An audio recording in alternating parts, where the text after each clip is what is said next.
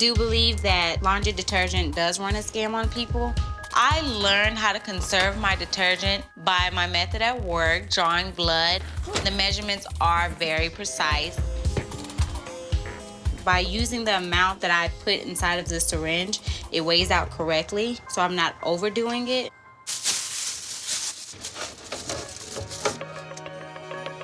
I'm gonna save this.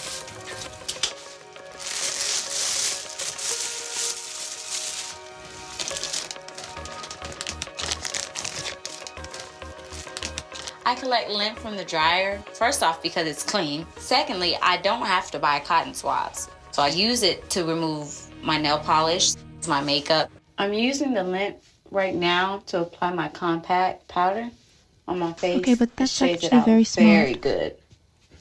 Just as if a cotton swab would.